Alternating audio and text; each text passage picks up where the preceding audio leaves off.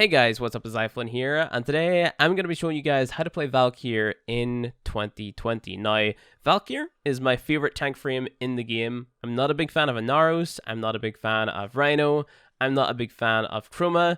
All of those frames, their play styles at least, bore the hell out of me. Where Valkyr, she's just a lot more fun because it's really satisfying playing this really tanky melee-centric frame, having your attack speed sped up like more than any other Warframe can, and just like turning into a blender with any melee weapon that you're using. So Valkyr is going to take any melee weapon that you have and turn it into a shredding machine, and like any enemy that gets in your way is going to die. That's just Valkyr's job. I know aesthetically, base Valkyr is not nice to look at, but whenever you get your hands on Tenogen or Valkyr Prime, she starts to look a lot better and sort of fits that Wolverine frame theme a lot better than her original design does. I think that if there's any Warframe that deserves like a complete overhaul in terms of the fashion department, it's probably Valkyr, because her base helmet is super ugly. I get it, it's all about lore and stuff like that, but there's no denying that she's a very ugly frame. But on to how to play her. Before we can understand how I go about playing this frame whenever I'm like zooming super fast through all my missions in Warframe, we got to understand what the abilities do, right? So her first ability is Ripline. This ability basically turns you into Spider-Man. So it's a gap closer. So what I like to do, because Valkyr is all about sustaining your melee combo counter and also getting as many kills as possible with your melee, I like to use this, like I'll aim at the enemy's feet and then I'll press my 1 to just kind of close the gap. Now that is only if I don't want to jump into my operator and then spam my void dashes to get towards them. The reason that you may want to use Ripline over your operator to dash towards them is because your operator tends to push the enemies away and ragdoll them sort of backwards, right? That's if you make like direct contact with them pretty much. So if you're not able to like, you know, aim your operator dashes properly, then sticking the Ripline is probably your best bet. Now, the downside to that is the fact that Ripline costs energy. And with the build that I have right now, the efficiency, if I can say that properly, it isn't super good, right? So Ripline is going to cost a lot of energy if we go ahead and we take a look at abilities. So it's costing 32.5 per cast, and we're not running Prime Flow or anything like that. So if you don't have a way to sustain your energy by using like Energizing Dash or something, or Arcane Energize or something along those lines, then you're probably doing yourself a disservice by spamming this too much. So I only really use it in circumstances where I know my combo is about to run out, or I know that my Warcry is about to run out, and I need to get a kill right now. So, you know, I don't spam it too much. I use it very conservatively, but, you know, it's definitely a good ability for closing that gap. Moving on to her second ability though, we have Warcry. This is the ability that I based my build around because in my opinion it is her strongest ability. So you can see that my build, it takes 97.5 energy to cast this, and that's because I've invested a lot of power strength into making this ability as strong as it possibly can be. You can see that the value for the speed increase and the armor increase are 142.5. That speed increase is referring to your attack speed buff, and then we also have a speed decrease. This is the amount that the enemies are going to be slowed down by if they are caught within the radius of Warcry. The radius stat is pretty much the same, and the duration stat is pretty low at 15 seconds, but we're running an augment called Eternal War, which is going to extend the duration of Warcry every single time that we get a kill by 2 seconds. So it's all about getting as many melee kills as possible in the shortest amount of time possible with Valkyr. That is what she's all about. Her third ability is Paralysis. This ability isn't worth using. All it does is allow you to proc finisher attacks on the enemies. And then her fourth ability, Hysteria, is her exalted ability where she gets her own like exalted claws. You can run around and you are completely invincible. It's going to like drain your energy super fast, but while you're in this mode, you can regen health from just hitting enemies, right? And you're completely invincible, so super worth it. It's like a panic button ability pretty much. So, you know, only hit it if you know that you're gonna die, which honestly, if you're dying as Valkyr, you're doing something wrong because she has the highest base armor value in the game. You pair that with the likes of Vitality and Adaptation, like you're pretty much unkillable. She's a really good frame for just self-sustaining and staying alive. Heavily recommend using Energizing Dash with her, just so you can upkeep your Warcry and cast it if it ever goes down. So I'll demonstrate how Warcry works versus a couple heavy gunners here. So we jump on over, hit R2. You can see that these guys have a red outline around them. That's because they're slowed down by Warcry. We just go ahead, we press E, or spam it a little bit. You can see that our attack speed is super fast, and for every single kill that we got there, it extended the duration of our Warcry by 2 seconds. You can see the duration down on the bottom right hand corner. I'll go ahead and kill those guys again, just so you can see it. So there we go. 15 seconds, 17 seconds, back up to 17 again. So yeah, Warcry is all about getting as many kills as possible in a very short period of time. Those were level 110 Corrupted Heavy Gunners. We can also go ahead and unpause the AI and then let them shoot at us. I'll spawn 20 of them in just because I want to show off how tanky Valkyr is. So we simulate them. Let's go ahead, jump on over, hit R2. So it slows all of these guys down, so you can just go through and melee the hell out of them.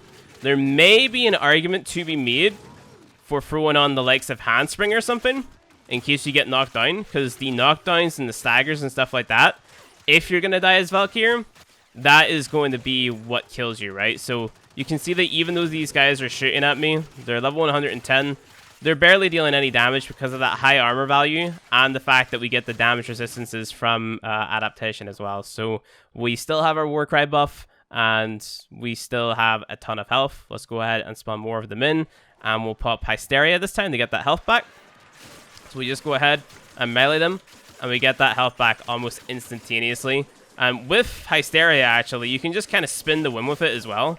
So you just kind of slide crit through these guys. Because I'm mainly using crit mods on my Hysteria, might not be the best Hysteria builds, but it definitely gets the job done. Like, these guys die in pretty much no time whenever I walk up to them and melee them. The big downside with it is the fact that it doesn't really have that much range in comparison to the likes of my Venka Prime here, or like any other melee weapon that you're going to be using. So you sort of have to get right up in the enemy's face to make use of the Exalted Claws in Hysteria. But even then, they're not the most damaging things in the world, and you're probably going to get more DPS out of using your melee weapons as well. So this is the Valkyr build that I've been running. I know that it's, you know, not making use of this Exilus slot right here, and, you know, if I went about, you know, putting together this build in a different way, I could probably put something in that Exilus slot, but this is based around getting as much power strength on there as possible, and then also trying to get like at least a little bit efficiency or off efficiency on there,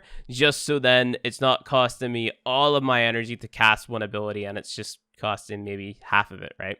So we've got Blind Rage on here for that power strength because it gives us a ton, but that's going to hit our efficiency. I tried to counteract that with Streamline, but, you know, maybe not the smartest mod to have on, because that hit to efficiency on there is a lot to counteract. So we have 70% efficiency on our build. Eternal Ward, the augment to extend the duration of Warcry. Augur Secrets for more power strength. I've got it 1 from the top because that's all I could fit on.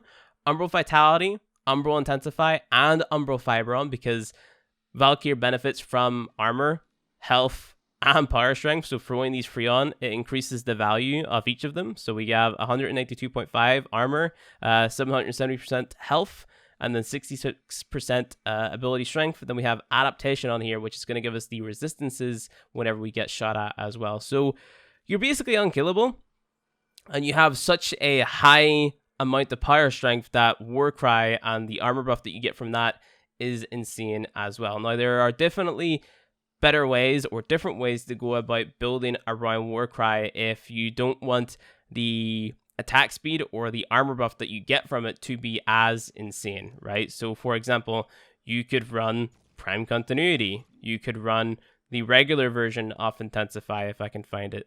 Let me see, where is it at? Intensify right here. You can run the regular version.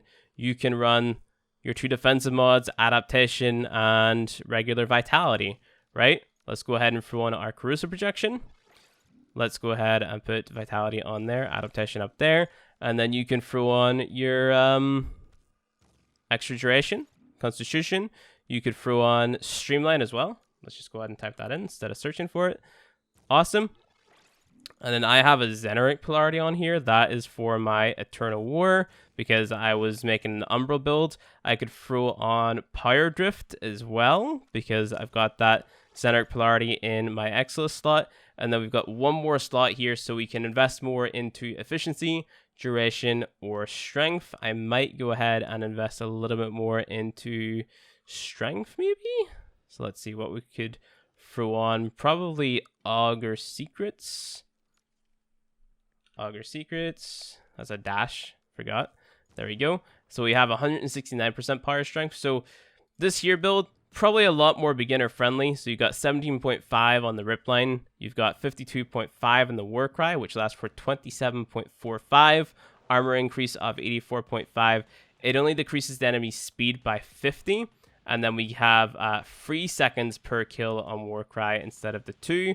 We've got the Paralysis as well. You can cast that if you want to. And you have Hysteria, and the Drain is a lot lower, right? So your attack speed buff isn't going to be as insane. So just to give you guys a demonstration. Of course, your health isn't as high either.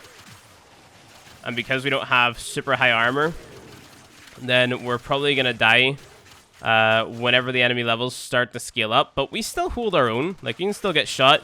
You just have to pay attention a little bit more to your health, because we haven't got that insane armor increase from Warcry, and also, what's it called? Umbral Fiber, right? So it's still a pretty good build. You're still going to be able to hold your own versus these guys, but not as good as the Everyone, at least in my opinion. So now would be the time that I would pop my Hysteria, go ahead, jump over at the enemies, and then melee them, get all my health back, and then get out of it, and then continue just meleeing them again. We can close the gap. Oh, we just ragdolled that one instead of closing the gap. So that's the difficult thing about using Ripline to close the gap. If you accidentally overshoot it and end up hitting the enemy with it, then you're going to ragdoll them instead of closing the gap, which means that there's the potential for you to lose your combo counter or your Warcry buff if you're not careful, right? But you can see that the Warcry buff that we have right now is all the way over 50 seconds. So it's pretty insane. It's not going to go down.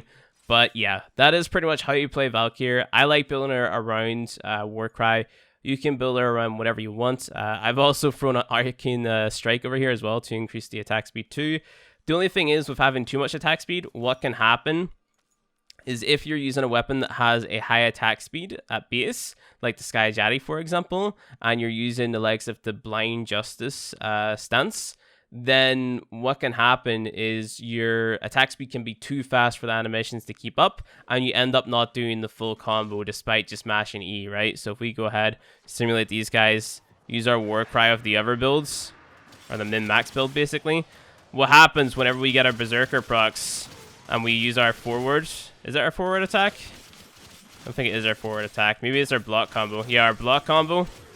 What ends up happening is our entire animation doesn't play. So it's only going to be for certain combos, but it's because, like, the animation is going so fast, like, it's not registering you pressing E because you're not doing it fast enough to keep up with the combo, right? So I think that this is a problem that they need to fix to make Valkyr just that little bit more enjoyable.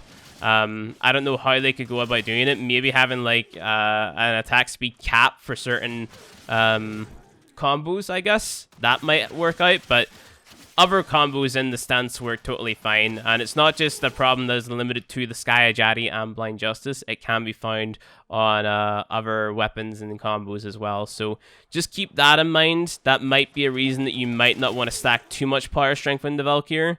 But yeah, she is my favorite tank frame. She's a lot of fun. She just makes bad guys dead because, yeah, that's what she's for. I recommend checking out the Crinan Prime with her as well.